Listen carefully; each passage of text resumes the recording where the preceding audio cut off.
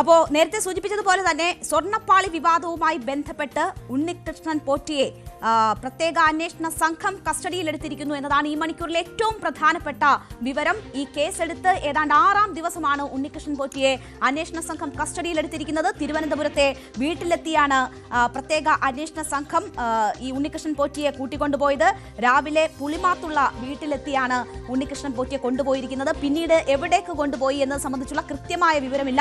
രഹസ്യ കേന്ദ്രത്തിൽ എത്തിച്ച് ചോദ്യം ചെയ്യുന്നു എന്നതാണ് ഇപ്പോഴുള്ള വിവരം. അത് പത്തനംതിട്ട AR ക്യാമ്പ് ആണ് എന്ന ചില സൂചനകൾ മാത്രമാണ് ഇപ്പോൾ മാധ്യമങ്ങൾക്ക് മുന്നിലുള്ളത്. രഹസ്യ കേന്ദ്രം ഏതാണ് എന്ന കാര്യത്തിൽ വ്യക്തത വന്നിട്ടില്ല.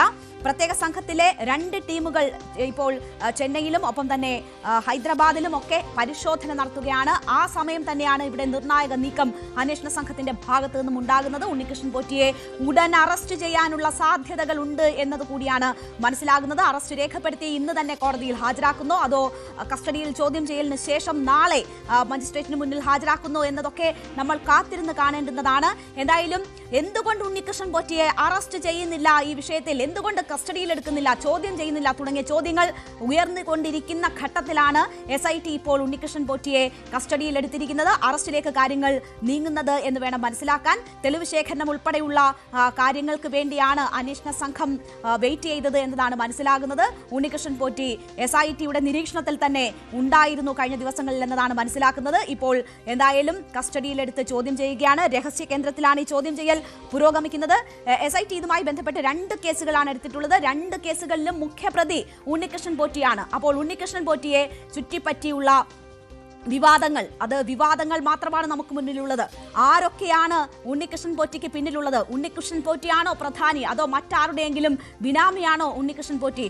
അവിടെ ശബരിമലയിൽ നിന്ന് കട്ടിളയും സ്വർണ്ണപ്പാളികളും ഇളക്കിക്കൊണ്ടുപോയി അറ്റകുറ്റപ്പണിക്ക് എന്ന് പറഞ്ഞ് സ്മാർട്ട് ക്രിയേഷൻസിൽ കൊണ്ടുപോയി അതിൽ നിന്ന് സ്വർണം അടിച്ചു മാറ്റിയതിൽ ഉണ്ണികൃഷ്ണൻ പോറ്റിക്കൊപ്പം ആരൊക്കെയുണ്ട്, ആരൊക്കെ പങ്കാളികളാണ് തുടങ്ങിയ കാര്യങ്ങളിൽ വ്യക്തത വരണം.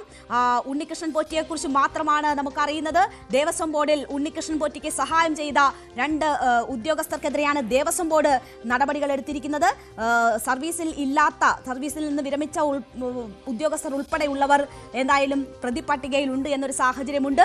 എങ്ങനെ കാര്യങ്ങൾ നീങ്ങുന്നു, ആരൊക്കെയാണ് ഇതിൽ പങ്കാളികൾ, ആർക്കൊക്കെ പങ്കുണ്ട്, ഉണ്ണികൃഷ്ണൻ പോറ്റി എന്തൊക്കെ അന്വേഷണ സംഘത്തിന് മുന്നിൽ പറയുന്നു എന്നതൊക്കെ വളരെ നിർണായകമാണ്. അതിന്റെ കൂടുതൽ വിവരങ്ങൾ കാത്തിരിക്കുകയാണ്. അറസ്റ്റിലേക്കാണ് കാര്യങ്ങൾ നീങ്ങുന്നത് എന്നതാണ് ഇപ്പോൾ ലഭ്യമാകുന്ന വിവരം. എന്തായാലും രഹസ്യ കേന്ദ്രത്തിൽ പ്രത്യേക അന്വേഷണ സംഘം ഉണ്ണികൃഷ്ണൻ പോറ്റിയിൽ നിന്ന് ഇതുമായി ബന്ധപ്പെട്ട് ഉയർന്ന ദുരൂഹതകൾ സംബന്ധിച്ചുള്ള വിവരങ്ങൾ ചോദിച്ചറിയുകയാണ്.